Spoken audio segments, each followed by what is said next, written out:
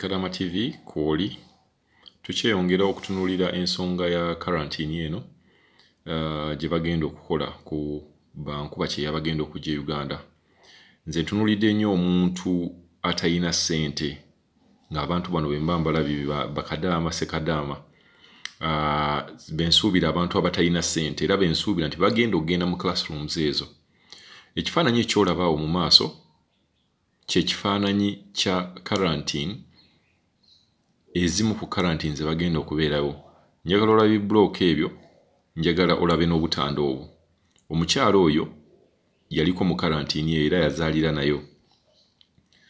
Tufunyeyo ebifo, twakafunayo ebifo bibiri oba amasomero abiri ge baakatubuulirako ge bagenda okuteeka mu quarantine eyo.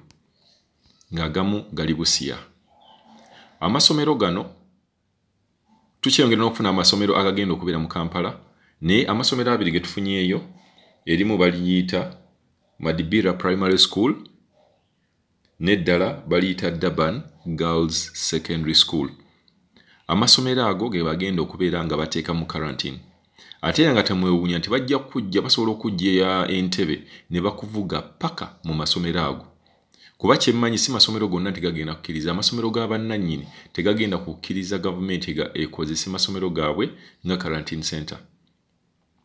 Ekyobantu okubeera mu quarantine si kibi. Nze ekintu kye kyasimbyeko essira tewali nsonga lwaki bankuba kyeyo oba Munnayuganda yenna yalisasulidde quarantine eno. Abantu abalina ssente basobola okugamba nti bazisasula, naye ate kizibu nnyo okujajinga nti ono alina ssente ono talina.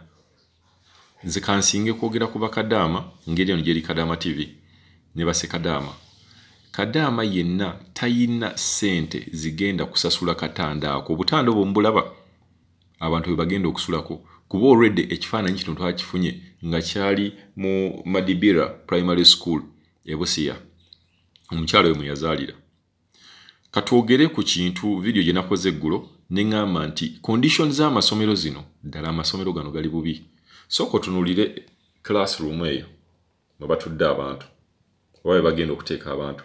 Laba bibulooka kirumu kyennyini tekirina plastered. Laba ekidirisa ekyo ne waggulu wali tewali ndabirwamu. Kitegeera bataddeko kimpozi kye basinza okuteekako ndabawo mosquito net yawo gye bataddewo n'ebintu ebikozesebwa ku baana abo abato oyinza n'okwesanga yabyegulidde. Tuanalyzing room eno fenna bagamba social distance. Obutanda buno nga mbulaba social distance kyeriwo. Twogera ku Bakadaama 10,000 oba Ssekadaama 10,000 zigenda okuva mu nsi z'Abawarabu okweyiwa mu Uganda.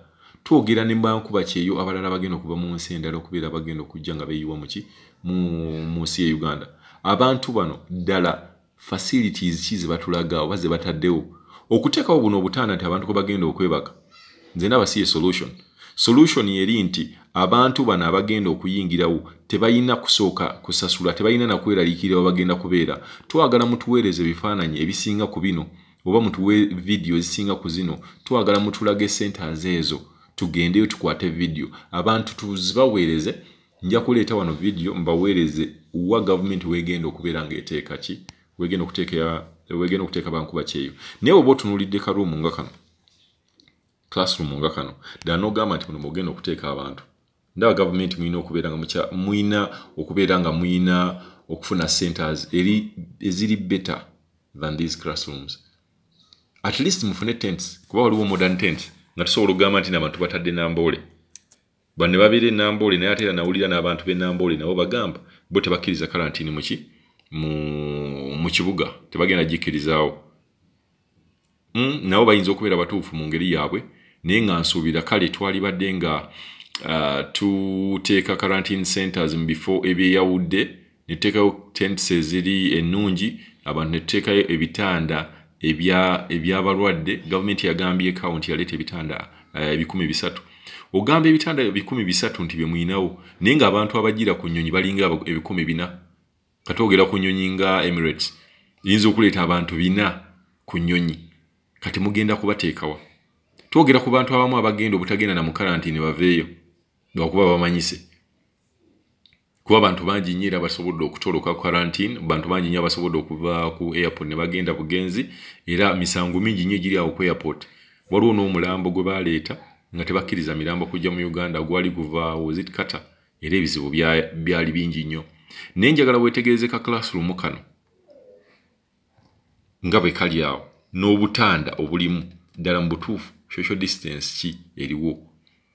Classroom mubaze mulina kubeera mu bantu bameka? Buno obutanda obwaddeeka muteekamu bwaki?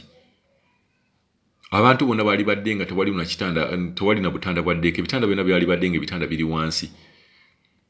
Then tugenda kudda ate tulabe ennyonyi yennyini. Jukira President Museveni yagamba nti ekintu ekikyasinze okubeera nga kisaasaanya obulwadde mu nsi z'ebweru kwe kubeera nga babeera nnyo mu AC. Empewo zaabwe zikuba bukubi, tebalina zino empewo zaffe eziri nakyo. Kakitegeeza mu nnyonyi mukitegeera bulungi nnyo akawewo akabeeramu ebono, n'asumulula n'ateekako, n'asumulula. Kati saturation y'empewo eri mu nnyonyi yokka esobola okukwasa bambeeramu aba COVID, esobola okukwasa abaana oba abantu abali mu nnyonyi eyo ne bakwasa COVID. Kakitegeeza abalwadde ba COVID bo bagenda kubeera nga beeyongera e Uganda. N'omuntu yennyini osobola okuva mu nsi yo oba mu nsi gy'obadde okolera ng'oli mulamu, naye ne bagundi COVID nakwatira mu nnyonyi. So njagala nnyo tugenda kugoberera ensonga eno paka bwe tunaalaba nti baki ya Kadaama esooka oba Bassekadaama etuuse mu Uganda erazeewa. Tugenda kuba tukuweereza video, tujja genda ku kisaawe tukwate abayingirawo, bagenzeewa, batuuseewa n'ennaku 14 nga ziweddeko bwe bavuddeyo batya, era babaggyeko ssente tebabaggyeko ssente. Naye gavumenti mwesonyiwe ekintu ky'okusasuza Bakadaama ne Bassekadaama ssente tebaziina.